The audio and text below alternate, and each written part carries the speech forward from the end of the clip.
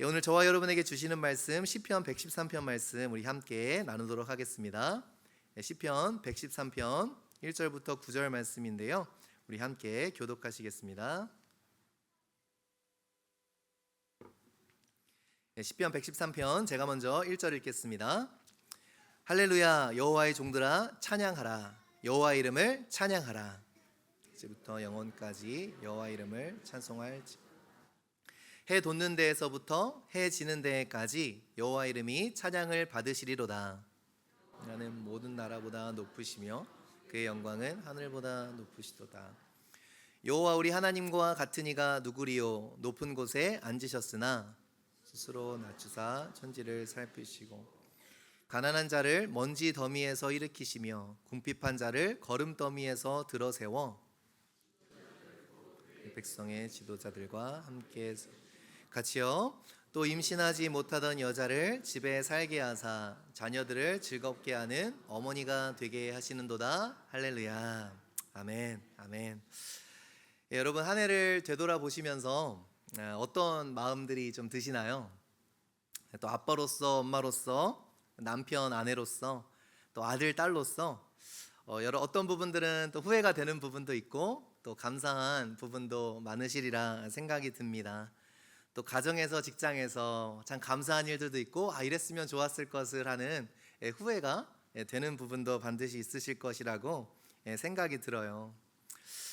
제가 대학을 졸업하고 벌써 오래된 얘기네요. 대학을 졸업하고 미국 테크 기업에 처음 이제 직장 생활을 하게 되었는데요. 여름에 입사를 하고 가니까 연말에 퍼포먼스 리뷰라는 무시무시한 게 있더라고요. 뭐 대학 다닐 때 뭐 그런 거 있나요? 그냥 실라버스 나오면 거기에 맞게 공부하고 숙제 내고 프로젝트 하면 되는 건데 퍼포먼스 리뷰를 하더라고요. 그때 컨설팅 회사를 다녀서 좀 이렇게 군대 같은 문화가 살짝 있었어요. 그때 한 가지 느낀 것이 장난이 아니구나. 다 평가받는구나. 처음 시작하는 직장 생활에 막 우왕좌왕하니까 제 담당 상사가 괜찮아, 잘하고 있어. 늘 격려해 주던 상사가 퍼포먼스 리뷰 때에는 다 꼬집어 주더라고요. 뭘 잘해야 되는지. 잘하고 있어가 아니더라고요. 제가 어떤 부분을 잘했고 어떤 부분을 노력해야 되는지 이렇게 다 객관적으로, 너무나도 객관적으로 이렇게 리뷰해 주는 시간이 있었습니다. 살짝 낯이 뜨거워지기도 했고요. 또 많이 격려를 받는 부분도 있었습니다. 무엇보다 감사했던 건 이런 거구나 라고 클릭이 되는 부분이 있었다라는 거죠. 그때 제가 한 가지 느꼈던 귀한 것은요, 내가 보는 관점과 내가 보기에 잘하고 있다고 생각하는 것과 회사가 보기에 잘하고 있다고 생각하는 것에 시각 차이가 상당히 있을 수 있구나라는 것을 깨달았어요. 나름대로 최선을 다했는데 제가 원하는 잘함과 회사가 기대하는 잘함과 살짝 다를 수 있구나라는 것을 그 리뷰를 통해서 많이 배웠습니다. 어쩌면 우리의 신앙도, 우리의 예배도 그럴 수 있지 않을까요? 우리 나름대로 다 열심히 했잖아요. 나름대로 우리 잘하려고 노력했는데 하나님께서 예배자를 보실 때 무엇을 중요하게 생각하실까? 우리도 한번 귀 기울여 보아야 되지 않을까라는 생각이 드는 거예요. 우리도 늘 예배 드린다고 하지만, 늘 신앙생활을 열심히 한다고 하지만 하나님 보시기에 진짜 잘하는 것은 무엇일까? 하나님 보시기에 점수를 따는 것, 하나님 보시기에 하나님이 높게 평가하시는 그런 예배자의 모습은 어떠한 모습일까? 반복되는 예배 가운데 혹시 우리가 놓치고 있는 부분은 없진 않은가라는 생각이 듭니다. 우리는 늘 주관적이어서요, 내가 하면 잘하고 있다고 생각하기 쉽기 때문이죠. 올해 마지막 예배를 드리면서, 그래서 여러분, 우리가 뭐 엄마 아빠로서, 남편 아내로서는 모르겠고요, 예배자로서 우리가 한 해 동안 어떻게 예배 드렸는지 한번 진지하게 돌아보는 시간을 가졌으면 좋겠습니다. 하나님께서 기뻐하시고 하나님께서 바라시는 예배자의 모습은 어떤 모습일까? 혹시 무엇인가 놓친 점이 있다면 다시금 조명해보고 또 2026년도 예배자로 달려가면 되는 것이니까요. 한 해 동안 예배자로서 어떠셨어요? 여러분은 스스로에게 어떠한 평가를 주시고 싶으십니까? 먼저는요, 일단 1년 52주 빠지지 않고 여러분 예배에 참석하신 여러분께 진심으로 감사드립니다. 일단 나와야 되잖아요, 그죠? 며칠 전에 우리 식당을 운영하시는 어떤 분과 이야기를 나누었는데 요즘은 그냥 뭐 좀 일하는 사람 찾기 쉬워요? 그랬더니 찾기 어렵죠? 그랬더니 일 잘하는 것까진 기대하지 않고 빠지지 않고 나와만 줘도 고맙대요. 예, 일이 빠르고 손이 막 잘하고 그런 건 두 번째 문제고 일단 빠지지만 않고 나와줘도 해볼 만하다 이렇게 말씀을 하십니다. 참 그런 것 같아요. 일단 하나님께 우리가 어베일러블 하지 않으면 아무것도 할 수 없는 것 같아요. 그래서 여러분 이렇게 1년 52주 동안 여러 가지 어려움도 있으셨을 테고 여러 가지 상황들이 있으셨을 텐데 항상 예배에 참석하시고 나오신 분들께 진짜 감사드립니다. 그럼에도요 우리가 진지하게 스스로에게 물어봐야겠죠. 예배를 빠지지 않는 것도 중요해요. 그런데 여러분 여기에 어떤 마음으로 어떻게 예배를 드려오셨나요? 실은 이것이 우리에게 더 중요한 문제겠죠. 하나님께서 1년 동안의 나의 예배를 리뷰해 주신다면 무엇이라고 말씀하실까요? 우리 나름대로 할 얘기가 있지만 그죠? 하나님께서 우리의 예배를 리뷰해 주신다면 어떠한 말씀을 주실까? 정작 예배를 받으시는 그분이 무엇이라 할까 궁금해집니다. 혹시 우리도 끊임없이 예배를 반복하면서 혹시 하나님께서 가장 원하시는 어떠한 부분을 놓치지는 않았는지 다시금 조명해 보았으면 좋겠습니다. 먼저 오늘 본문 1절 우리 한 번 더 같이 읽어볼까요? 1절이요 시작. 할렐루야 여호와 이름을 찬양하라. 실은 1절에 할렐루야가 3번이 나옵니다. 할렐루야 여호와의 종들아 할렐루야 여호와 이름을 할렐루야. 근데 첫 번째 할렐루야만 할렐루야로 번역하고요 나머지는 찬양하라라고 번역했어요. 왜냐하면 할렐루야라는 뜻이 여호와를 찬양하라라는 뜻이기 때문입니다. 그러니까 할렐루야 3번을 반복하고 있는 거예요. 명령형 동사를 한 절에서 3번을 반복합니다. 그러니까 이 명령이 장난이 아닌 거죠. 찬양하라 찬양하라 찬양하라. 엄청나게 강하게 명령하고 있다라는 거예요. 그리고 이 명령 가운데 2가지가 담겨 있습니다. 그 예배를 드리는 주체가 누구인지 그리고 그 예배의 대상은 누구인지를 이 한 절에 담아주고 있다라는 거예요. 근데 오늘 저희가 좀 눈여겨보아야 할 표현이 하나 있어요. 하나님을 예배하는 예배자들 찬양하라라고 명령하면서 그 예배자들을 무엇이라 부르죠? 여호와의 종들아라고 부릅니다. 종, 서번트라고 이야기를 해요. 종은 섬기는 사람이죠. 자세히 보면 어쩌면 이 종이라는 표현 안에 예배자의 정체성과 종의 정체성에 서로 뗄래야 뗄 수 없는 무엇인 긴밀한 것이 있지 않나라는 생각을 하게 됩니다. 우리가 정말 예배자로서 하나님 앞에 올바로 서기 위해 우리가 가져야 되는 정체성 중에 하나가 뭐라는 거예요? 종의 정체성이라는 거예요. 여러분 어떠십니까? 한 해 동안 하나님의 종으로서 예배 드리셨습니까? 실제로 구약 성경에는요 하나님을 섬긴다라는 표현이 꽤 자주 등장합니다. 요즘 우리가 여호수아서 말씀으로 큐티하고 있죠. 이제 클라이막스에 여호수아 24장에 이제 월요일, 화요일, 수요일로 이제 맞춰지게 됩니다. 그런데요, 이 여호수아 마지막 제가 여호수아 이제 새벽기도 때 많이 말씀드렸지만 여호수아는 단순히 땅을 차지하는 문제가 아니라 그 땅에서 어떠한 삶을 살아갈까의 문제라고 계속해서 강조해서 말씀드리고 있어요. 하나님께서 주시는 약속의 땅을 차지하는 것이 끝이 아니라 그것은 시작일 뿐이요 이제 그 땅에서 하나님의 백성으로 어떠한 삶을 살아가야 되겠는가, 이것이 여호수아의 중요한 주제라고 말씀드렸습니다. 그러면서 24장에 가면 어떠한 펀치라인과 같은 이 여호수아의 정말 가장 강력한 이 마지막의 펀치라인과 같은 결말이 나오는데요, 여호수아가 어떻게 이야기하는가, 우리 여호수아 24장 15절 우리 한번 같이 읽어보겠습니다. 시작. 만일 여호와를 강 저쪽에서 섬기던 신들이든지 또는 너희가 거주하는 땅에 있는 아모리 족속의 신들이든지 너희가 섬길 자를 오늘 택하라. 오직 나와 내 집은 여호와를 섬기겠노라 하니. 오직 나와 내 집은 여호와를 섬기겠노라. 무슨 말인가? 이 컨텍스트가 뭐예요? 하나님을 섬기겠다라는 것은 다른 것들을 섬기지 않겠다라는 것을 의미합니다. 그죠? 선택하라라는 거예요.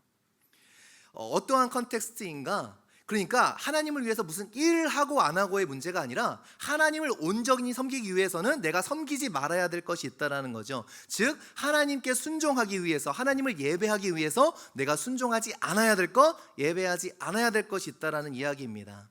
성경에서 하나님을 섬긴다고 하는 것은 그분을 위해 어떠한 일을 하는 것을 의미하지 않아요. 그분을 향한 순종과 예배라는 컨텍스트에서 하나님을 섬긴다라는 표현이 구약 성경에 throughout 이제 다양하게 사용이 됩니다. 우리는 섬긴다 할 때 일을 생각하죠. 근데 성경은 섬긴다 할 때 일을 먼저 이야기하잖아요. 그 목적어가 하나님일 때는 하나님을 향한 순종과 예배를 의미하는 거예요. 우리는 일을 하면서 하나님을 섬긴다라고 생각하는데 결국 하나님을 섬긴다라는 것은 어떤 문제예요? 다시 말하자면 그분 앞에서 나의 태도, 나의 자세의 문제라는 거예요. 그러니까 하나님을 예배하는 자, 하나님을 섬기는 종으로 부른다는 자, 결국 예배 가운데 가장 중요한 것은 무엇인가? 예배의 본질과 속성은 무엇인가? 내가 하나님의 어떠한 모습으로, 어떠한 태도로 나오고 있는가? 예배 자리에 나온다고 다 예배가 아니요. 하나님을 위해 일한다고 다 일하는 것이 아니요. 어떠한 마음과 태도와 자세로 나아가고 있는가가 너무나 중요하다는 겁니다. 하나님은 그걸 보시고 계시는 거예요. 단순히 제가 목사이기 때문에 하나님을 자동적으로 섬긴다라고 말할 수가 있어요? 없어요? 없어요. 결국 제가 어떤 태도로 하나님을 섬기는가의 문제예요. 우리 성도님들도 마찬가지인 거죠. 단순히 교회에서 봉사를 하기 때문에 어떠한 역할을 맡았기 때문에 하나님을 섬기는 것은 아닐 수 있다라는 거예요. 어떠한 마음으로, 어떠한 자세로 하나님께 나아가고 있는가? 하나님은 그것을 보고 평가하신다라는 거죠. 하나님은 우리 잘 알죠? 외모가 아니라 마음의 중심을 보시기 때문입니다. 하나님을 예배하는 자들을 여호와의 종들이라고 이렇게 외치는 이유가 뭘까요?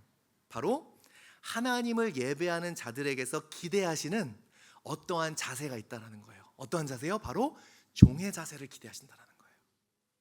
예배자들에게선 하나님이 종의 자세를 기대하세요. 우리 마음의 중심에 무엇이 있어야 돼요? 바로 종의 마음이 없이는 하나님을 온전하게 예배 드릴 수 없다라는 겁니다. 그럼 그 종의 마음은 무엇일까요? 실은 너무나 방대한 주제예요. 성경 전체를 봐야 되는 주제고 특별히 이사야서 말씀을 깊이 묵상해야 되는 주제인데요. 오늘은 시간이 없으니까 그냥 간단하게만 제가 말씀드리도록 하겠습니다. 오늘 본문을 통해서 두 가지 모습을 비춰주고 있어요. 첫 번째, 종에게 중요한 것은 두 가지가 있는데요. 첫 번째, 신실함이고요. 두 번째, 겸손함입니다. 여러분, 신실함은 뭐죠? 신실한 사람은 어떤 사람이에요? 한결같은 사람이에요. 변하지 않는 사람이에요. 하나님은 능력 있는 사람을 찾으시지 않고요. 하나님은 신실한 사람을 찾아요. 늘 똑같은 사람, 앞뒤가 다르지 않은 사람, 늘 한결같은 사람. 근데 이 시대에 진짜 찾기 힘든 사람이 어떤 사람이에요? 신실한 사람 찾기 힘들어요. 한결같은 사람이 갈수록 희귀해지는 시대에 살고 있습니다. 오늘 시편 본문에 이렇게 말씀합니다. 우리 2절 3절 한번 같이 읽어볼게요. 시작. 이제부터 영원까지 해 돋는 데에서부터 해 지는 데까지 여호와의 이름이 찬양을 받으시리로다. 이 해 돋는 데에서 해 지는 데 하니까 우리는 공간적인 개념만 생각하게 되는데요. 원어로는 이제 해 돋는 데서부터는 해 뜸부터, 그러니까 영어 성경으로는 번역이 좀 잘 돼 있죠. The rising of the sun, 그죠? 해 뜸에서부터 해 지는 데까지 to its going down, 그러니까 해 짐까지. 그러니까 공간적인 개념뿐만 아니라 시간적인 개념도 주고 있는 거예요. 시작부터 끝까지 여호와의 이름을 찬양할지어다. 그러면 제가 여러분께 질문 드릴게요. 올해 첫 해 뜰 때부터 1월 1일부터 12월 31일을 바라보시며 한결같은 마음으로 예배하고 계십니까? 그때 막 이렇게 아멘이 줄어드시면 어떡해요? 불안하잖아요. 1월 1일의 마음과 오늘의 마음이 똑같으세요? 아멘. 그러면 너무 축복하는 거예요. 하나님이 보시고 싶어하는 마음이 뭐예요? 그때 그 마음을 가지고 오늘도 예배드리는 사람들을 하나님은 너무 기뻐하신다는 거예요. 근데 이게 정말 쉽지가 않아요, 그죠? 정말 어렵습니다. 예배자에게 중요한 덕목은 바로 한결같음이에요. 신실함입니다. 그래서 우리 한 해를 돌아보면서요, 저와 여러분에게 스스로 도전하고 싶습니다.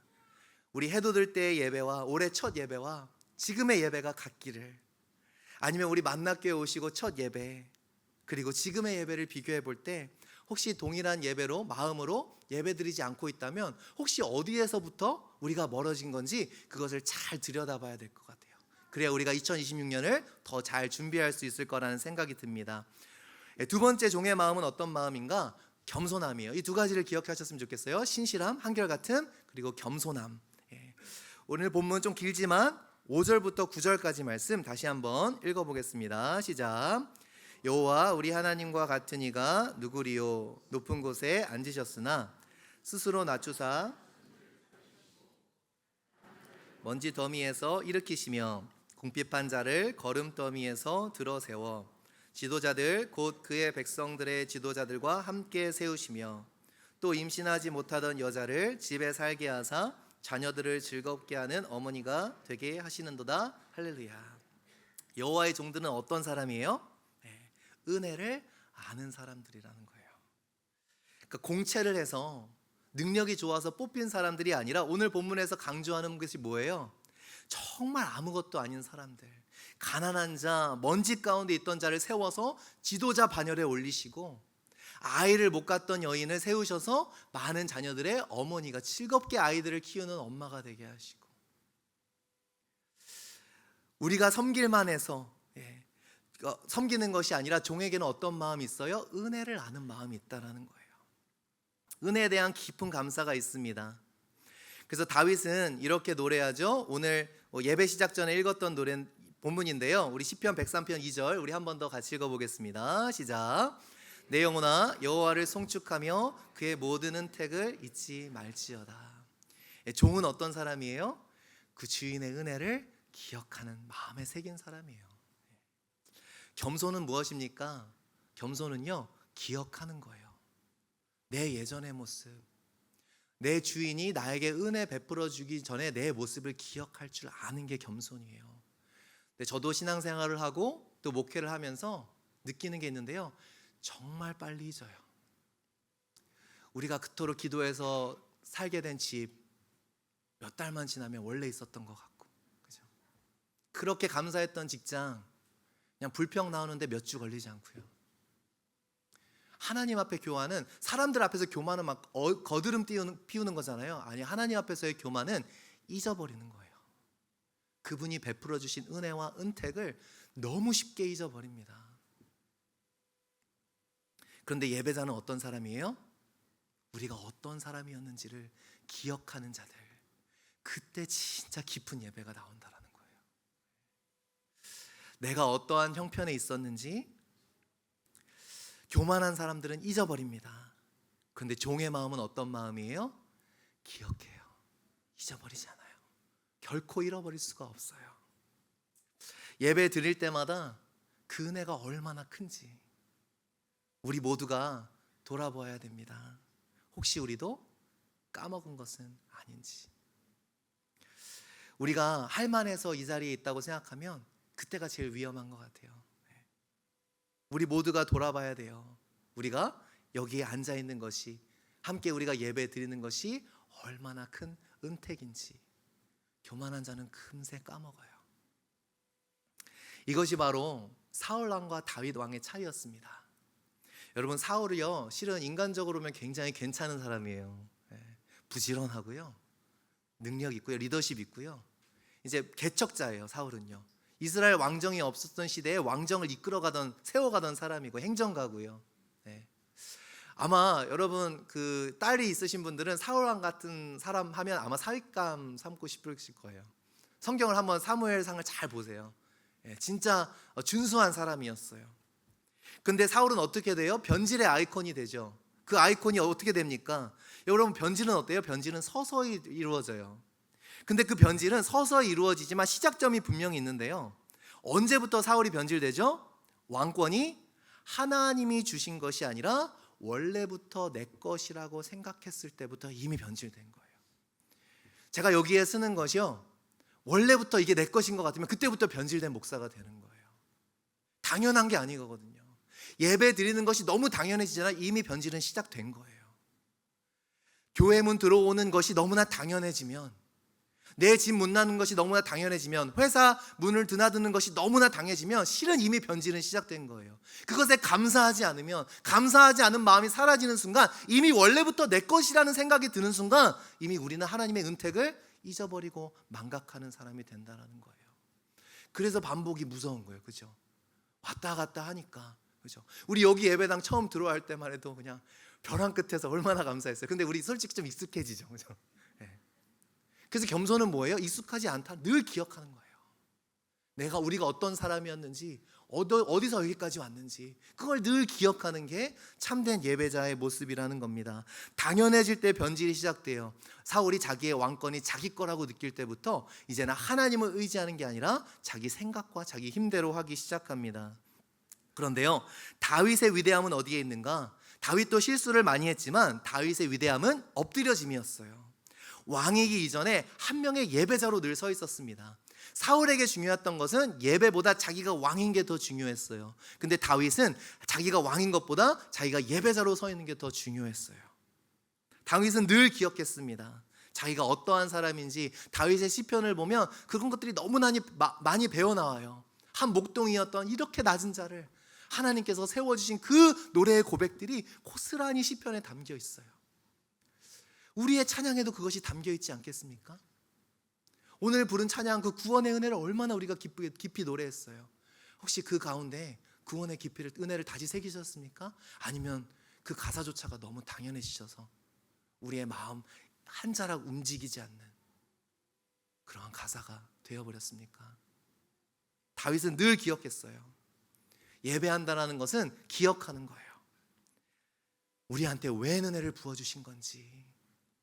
다윗은 늘 자기가 하나님의 종임을 기억했습니다. 시편 123편 1절 2절 우리 한번 같이 읽어볼게요. 시작. 하늘에 계시는 주여, 내가 눈을 들어 주께 향하나이다. 상전의 손을 바라보는 종들의 눈같이, 여주인의 손을 바라보는 여종의 눈같이 우리의 눈이 여호와 우리 하나님을 바라보며 우리에게 은혜 베풀어 주시기를 기다리나이다. 예배자는요, 늘 하나님의 손을 바라보는 거예요. 종이 그 상전의 손을 늘 바라보듯이 어떤 은혜를 부어주실까, 어떤 귀한 것을 나에게 베풀어 주실까, 종의 시선이 그 상전에게 늘 꽂혀 있듯이 여호와의 종들아 하나님을 찬양하라라는 것은 그렇게 하나님을 늘 바라보라라는 강한 초대인 것입니다. 이것이 하나님을 바라보는 예배자의 모습인 거죠. 아마 우리를 돌아보면 하나님이 그렇게 평가하시지 않을까요? 너 내가 주고 싶은 거 바라봤니? 52번 예배 드리면서 나한테 집중했니? 내 얼굴 바라보고 내 손을 바라보았니? 혹시 다른 것을 바라보고 있지는 않았니? 여러분, 세상에서요 참 아름다운 게 있어요. 실은 우리가 사는 세상에 너무나 희석되어지는 가치가 많아요. 세상 노래를 들으면요 온통 남녀 간의 사랑 이야기예요. 그렇죠? 그냥 99.9%는 사랑 노래인 것 같아요. 그것도 사랑이에요. 참 아름다운 사랑입니다. 그 사랑 때문에 여러분 이렇게 옆에 소중한 배우자들과 이렇게 앉아 계시잖아요. 그것도 소중한 사랑이에요. 그런데요, 이 세상 그나마 조금 다른 사랑을 노래한다 그러면 부모와 자녀 간의 사랑, 뭐 그런 것들. 그런데 이 세상은 노래하지 않는, 우리가 노래해야 될 사랑이 한 가지 있어요. 무엇인가?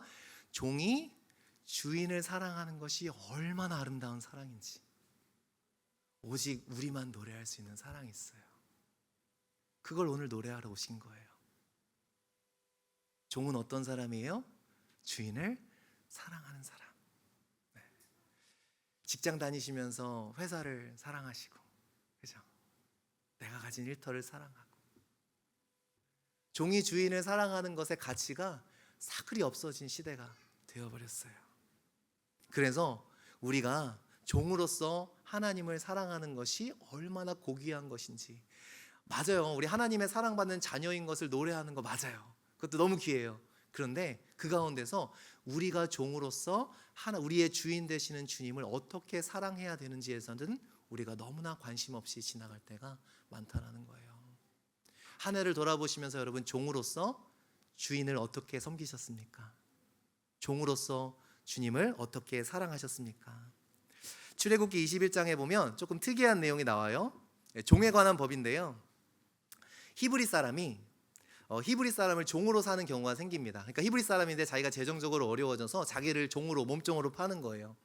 그러면 6년 이상을 넘기지 못하도록 했어요. 히브리 사람이 히브리 사람을 종으로 사면 반드시 7년째에는 자유인으로 내보내줘야 되는 그러한 법이 있었습니다. 그런데 이런 경우가 있었어요. 우리 출애굽기 21장 5절 한번 같이 읽어보겠습니다. 시작. 만일 종이 분명히 말하기를 내가 상전과 내 처자를 사랑하니 나가서 자유인이 되지 않겠노라 하며, 여러분 상전을 사랑한대요. 5절 보시면 상전을 사랑한대요. 상전이 얼마나 잘해줬으면 6년 동안, 그죠? 얼마나 좋았으면 그 상전을 사랑한대요. 그리고 그 상전 밑에 있는 게 내 처자를 사랑하는 길이라는 거예요.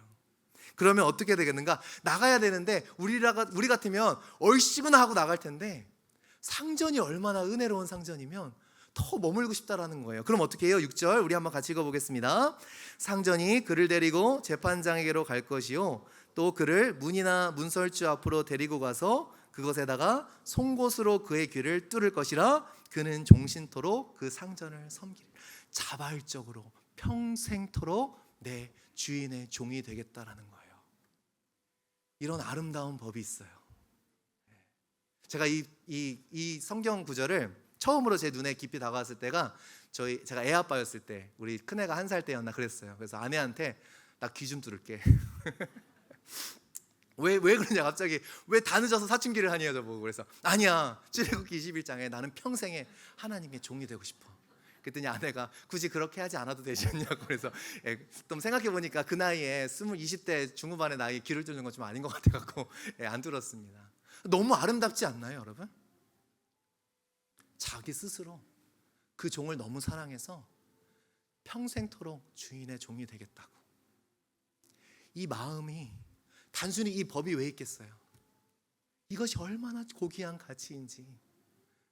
헤라해서 하는 게 아니고요, 예배 드려야 되니까 드리는 게 아니고요, 내 주인이 너무 사랑스럽고 너무 소중해서 나에게 큰 자비를 베풀어 주시고, 이렇게 사람 주인한테도 내가 평생 그분께 헌신하겠노라고 하는 헌신이 있는데, 이 세상에 어떠한 그냥 아무리 자비한 주인이라도 우리 하나님이 어떻게 비할 수 있겠어요? 그 하나님께 우리의 삶을 다 바친다 한들 어찌 아까울 수 있겠으며, 어찌 다 충분하다 할 수 있겠습니까? 이것이 저의 마음을 깊이 파더라고요. 종이 그 주인을 얼마나 사랑하면, 그 주인이 얼마나 좋고 인자하면 그 주인의 집에 영원히 있겠다고. 내 평생의 종이 되고자 스스로의 귀를 뚫는 것. 하나님이 우리 지난 52주간의 예배를 보면서 이 모습을 볼 수 있다면 하나님이 얼마나 기뻐할까요? 해야 돼서 교회 일하는 게 아니라, 해야 돼서 예배 드리는 게 아니라, 나에게 베풀어 주신 은혜가 너무 커서, 너무 감사해서 나는 평생 하나님 섬기겠노라고. 그분의 종이 되는 건, 여러분 왜 이 신실함과 이 겸손이 어디서부터 놓쳐졌을까요? 오늘 우리가 52주의 예배를 돌아보면서 정말 우리가 새해를 마주하기 전에 꼭 회복해야 될 것이 하나 있어요. 무엇인가? 여러분, 우리가 무엇을 까먹었어요? 그분의 종이 되는 것이 얼마나 큰 특권인지를 까먹어 버렸어요. 의무라고 생각했어요. 해야 될 일이라고 생각했어요. 특권이면 모든 게 다 바꿔버려요. 그죠? 여러분 52주 동안 예배를 특권이라고 생각하셨습니까? 프리빌리지라고 생각하셨어요? 하나님께서 귀하게 여기시는 예배가 뭘까요? 그분을 예배할 수 있다는 것이 특권이심을 여러분 오늘 인정하십니까? 하나님을 향한, 예배를 향한 이 냉랭한 마음, 왜 냉랭해져요? 특권인지를 까먹어버려서 그래요. 이게 얼마나 큰 선물인지를 까먹어버리니 예배가 냉랭해지기 시작합니다. 예배는 어떤 열광 팬이 슈퍼스타에게 하듯이 하나님을 동경하고 열광하는, 그래서 얻는 어떠한 짜릿감, 만족감, 행복감을 느끼는 것이 예배가 아니라는 거예요. 예배는 그분 앞에서 내가 종으로 엎드려지는 것이 예배입니다. 그리고 그것이 어쩔 수 없이 해야 되는 것이 아니라 내 평생 그렇게 해도 아깝지 않을 만큼 나에겐 큰 특권이라고 이야기하는 것이 바로 하나님이 기뻐하시는 예배라는 거예요. 이러한 것을 혹시 놓치셨다면, 혹시 교회를 섬기고 혹시 예배를 드리는 것이 특권임을 놓쳐버리셨다면 새해에는 괜찮아요. 새해에는 우리가 이것을 놓치지 않았으면 좋겠습니다. 특권의 위대함은 무엇인가요? 고린도 후서 보시면 놀라운 기록이 있어요. 사도 바울이 이렇게 이야기합니다. 고린도 교인들에게 이렇게 해요. 내가 증언하노니 그들이, 마게도니아에 있는 교인들이 힘대로 할 뿐만 아니라 힘에 지나도록 자원하여. 여러분, 의무로 하는 게 결코 힘에 지나도록 하지 않아요. 내가 해야 되니까 하는 거는 딱 할 만큼만 합니다. 근데 진짜 은혜를 받은 사람도 어떻게 해요? 힘에 지나도록 해요. 진짜 예배와 섬김을 특권이라고 생각하는 사람들은 그들의 행동에, 표정에, 말에 다 묻어나와요. 무슨 말을 하고 있는가, 어떠한 모습으로 예배드리고 있는가, 어떠한 모습으로 교회를 섬기고 있는가를 바라보며 그 사람이 이것을 무엇으로 생각하고 있는지가 너무나도 적나라하게 나온다는 거예요. 생각해 보세요, 여러분. 우리가 특권으로 생각하면서 섬길 때에 얼마나 기쁠까요? 그죠? 특권으로 생각하는 사람들이 모여 있으면 예배가 달라져요. 섬김이 달라집니다. 없던 막 굉장히 역동적인 흐름들이 일어나기 시작해요. 그런데 의무로 하는 사람들이 모여 있으면 어떻게 돼요? 해야 되니까 하는 사람들이 모여 있으면 어떻게 돼요? 진이 빠지고 뭔가 드라이해져요. 다 나오는 거예요.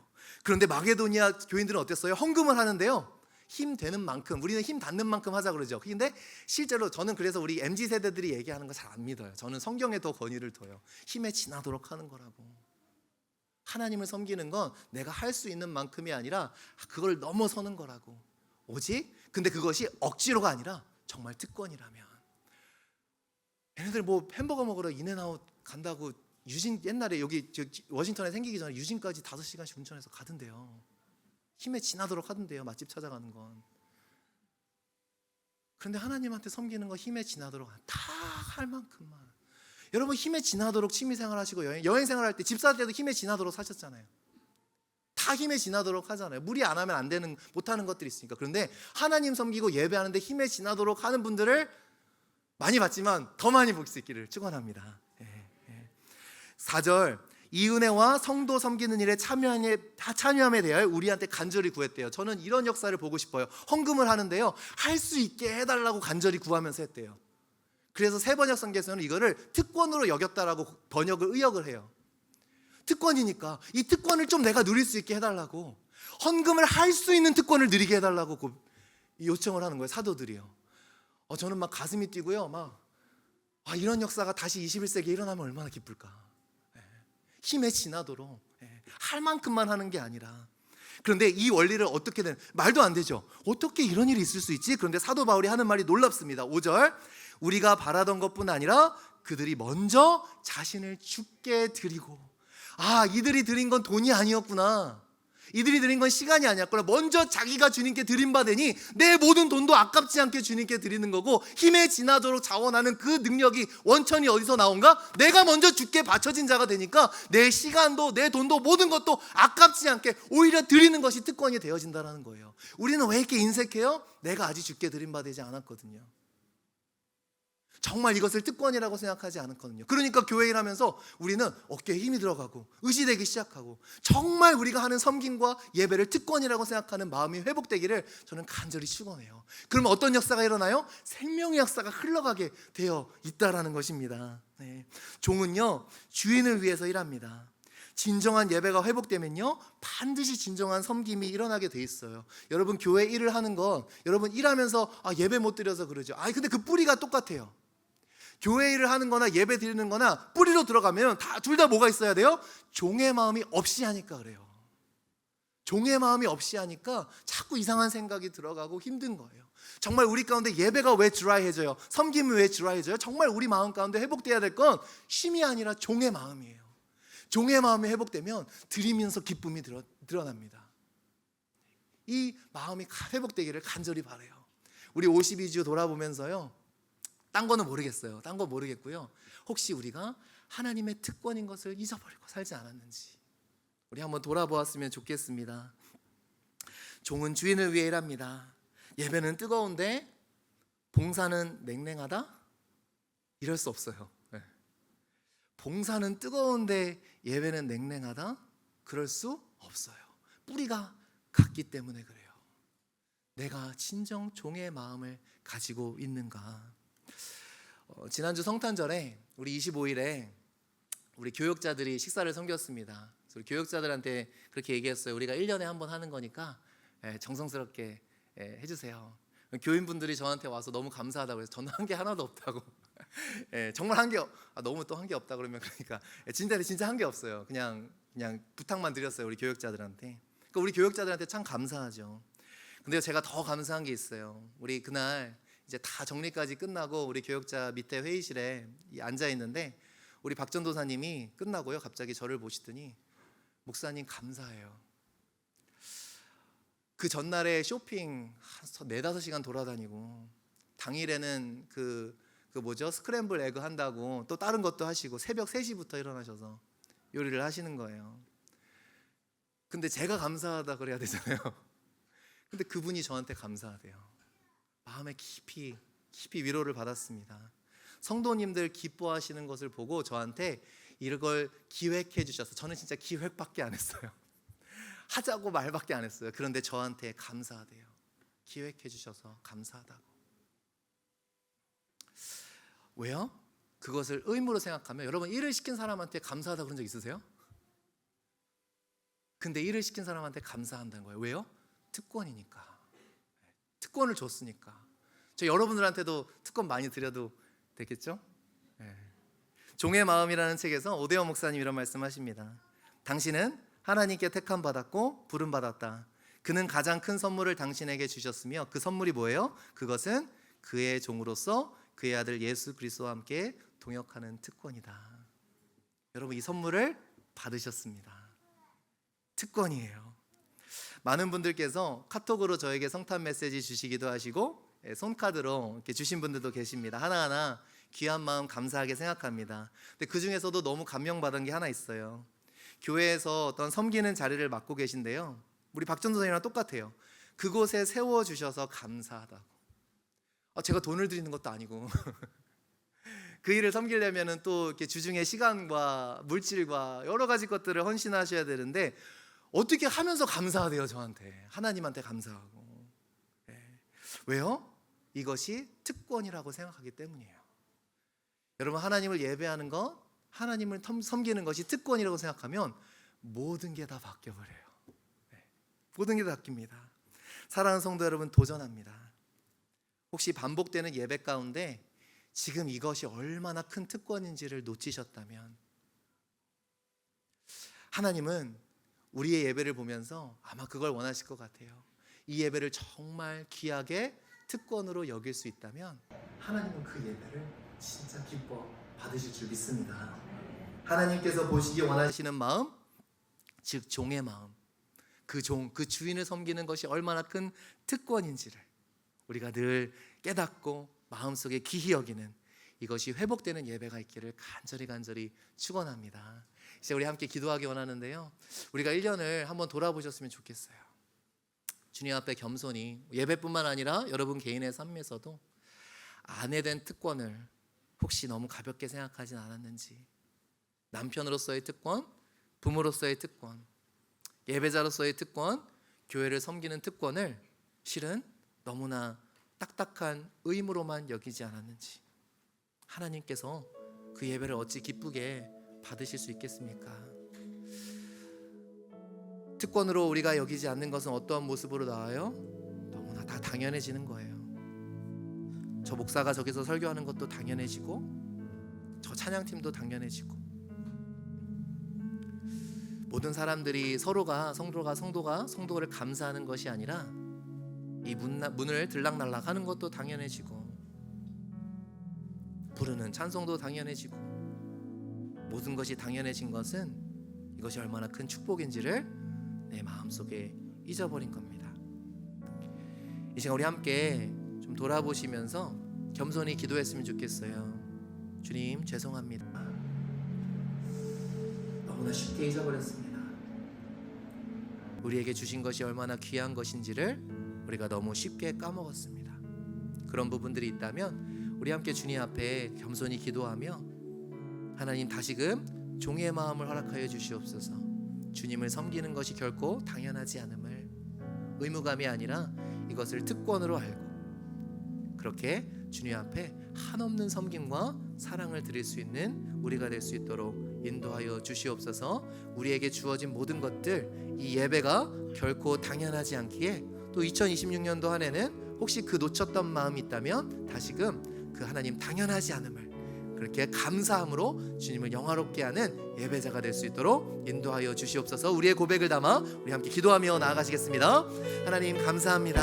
하나님 오늘 말씀을 통하여 하나님의 예배자들을 여호와의 종이라 말씀하신 하나님, 여호와를 종으로 섬기는 것이 얼마나 큰 축복이요 특권인지 오늘도 신실한 마음으로, 겸손한 마음으로, 늘 한결같이 늘 가난한 마음으로 하나님의 은택을 잊어버리지 아니하고 오늘 우리에게 주어진 삶의 모습들을 결코 당연한 것으로 여기지 아니하며 나아가는 그러한 특권으로 여기며 나아가는 우리 예배가 될 수 있도록 인도하여 주시옵소서.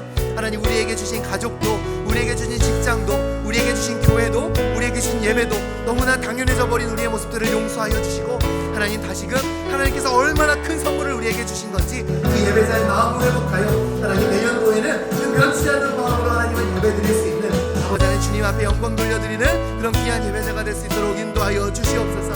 하나님 정말 우리의 반복되는 예배 가운데에 너무나 당연해진 것들 용서하여 주시고 하나님 정말 우리가 예배가 우리에게 주신 엄청난 선물이라는 것을 기억하며 늘 마음과 뜻과 정성을 다하여 예배드리는 우리가 될 수 있도록 주님 붙잡아 주시옵소서. 하나님 감사합니다. 감사합니다. 그렇게 하실 주님께 모든 은혜를 영광을 올려드립니다. 내가 누려왔던 모든 것들이 내가 지나왔던 모든 시간이 내가 걸어왔던 모든 순간이 당연한 것 아니라 은혜였소. 아침 해가 뜨고 저녁에 노을 봄의 꽃향기와 가을의 열매 변하는 계절의 모든 순간이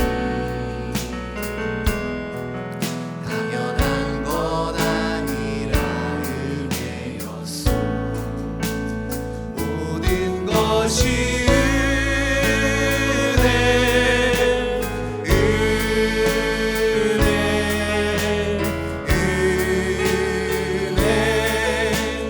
한없는 은혜, 내 삶에 당연한 것 하나도 없었던 것은 모든 것이 은혜. 다 함께 자리에 일어나셔서 우리 2절 가사로 나아가겠습니다. 내가 이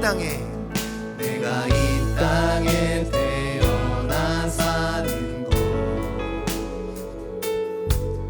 어린아이 시절과 지금까지 숨을 쉬며 살며 꿈을 꾸는 삶 당연한 것 아니라 은혜였소. 내가 하나님의 자녀로 살고 오늘 찬양하고 예배하는 삶, 오늘 찬양하고 예배하는 결코 당연하지 않습니다. 복음을 전할 수 있는 축복이 당연한 것. 한번 우리 그 종의 마음을 회복하여 주시옵소서. 모든 것이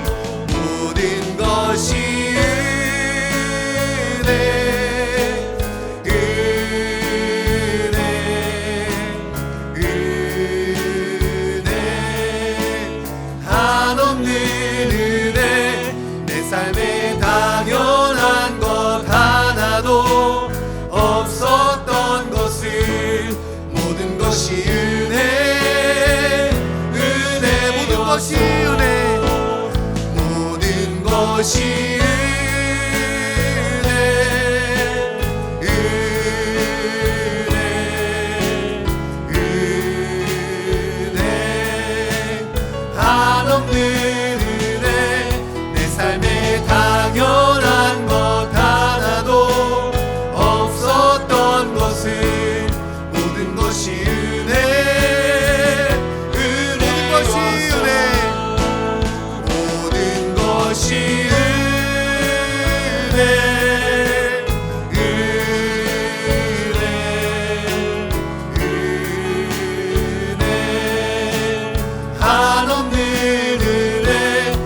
삶에 당연한 것 하나도 없었던 것은 모든 것이 은혜, 은혜였소.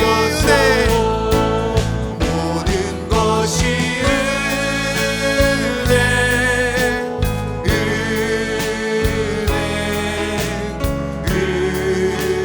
은혜, 한없는 은혜. 내 삶에 당연한 것 하나도 없었던 것은 모든 것이 은혜. 한 번 더 주인을 사랑하는 종의 마음으로 모든 것이 은혜, 모든 것이 은혜,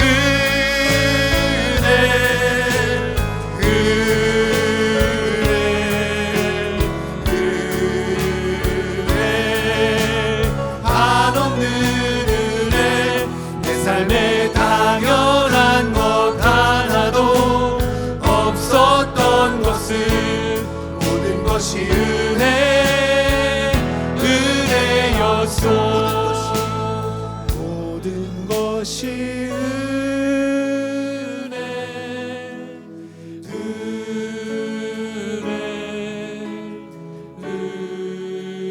은혜, 한없는 은혜. 내 삶에 당연한 것 하나도 없었던 것은 모든 것이 은혜, 은혜였소. 하나님 감사합니다.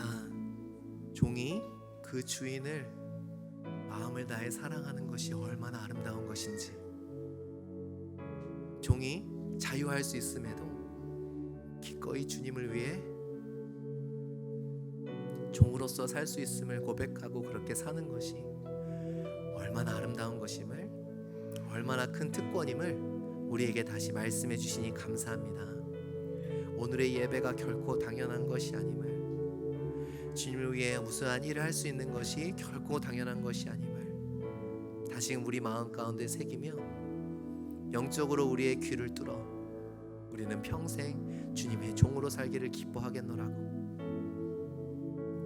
헤세드의 사랑, 그 인자하심이, 그 자비하심이 너무나 커. 나는 주님 앞에 종으로 사는 것이 너무 기쁘다고. 주님 앞에 내 삶을 아끼지 않고 드리는 것이 기쁘다. 그리고 그것이 내 삶의 가장 큰 특권이요 축복이라고 고백하며 나아가는 자마다 그 삶을 충만한 기쁨과 평안으로 채워 주시옵소서. 한 해를 돌아보며 너무나도 당연하게 생각했던 것들, 그 전에 우리의 모습을 보면 하나님이 크신 은혜를 더해 주셨음에도 그 은택을 너무나도 쉽게 잊어버리고 원래 있었던 마냥 그렇게 잊고 살았던 우리의 교만을 용서해 주시고 다시금 주님 발 앞에 무릎을 꿇사오니 주님의 주신 은혜를 늘 날마다 마음속에 새기며 우리에게 주신 삶의 모든 조각조각을 감사함으로 주님 앞에 겸손히 나아가는 종의 마음이 우리 가운데 회복되게 도와주시옵소서. 2026년도에 또 우리가 마주할 52번의 예배를 결코 당연한 것으로 여기지 않게 도와주시고 매 예배마다 우리에게 특권임을 인정하며 나올 때에 그것이 하나님께서 기뻐하시고 하나님이 평가하시기에 잘하였다, 축복하도다, 하나님께서 말씀하실 수 있는 귀한 예배를 드리는 우리 만나교회가 될 수 있도록 인도하여 주시옵소서. 성도가 성도를 당연하게 여기지 않게 하소서. 서로의 존재를 귀하게 여겨주고 사랑해주며 서로를 섬기는 것을 의무로 여기지 않고 특권으로 여기며 힘에 지나도록 하여 서로를 세워주고 격려해주고 이끌어주는 그런 아름다운 교우관계가 될 수 있도록 도와주셔서 그 공동체를 통하여 하나님께서 많은 사람들이 구원을 얻게 되어지는 놀라운 축복의 통로로 사용하여 주시옵소서. 감사합니다. 주님, 올 한 해 마지막 주일도 함께 예배드릴 수 있음에 감사하고 다시금 이 순간이 결코 당연한 것이 아님을 마음속에 새길 수 있게 하셔서 감사합니다.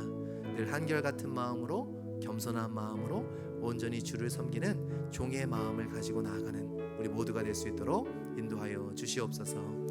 이제는 우리 주 예수 그리스도의 은혜와 하나님의 사랑과 성령의 교통 내주하심이 우리 하나님의 종이 되기를 진심으로 기뻐하고 특권과 축복으로 여기며 나아가는 주의 자녀 머리머리 위에 지금부터 영원토록 함께 하시기를 간절히 축원하옵나이다.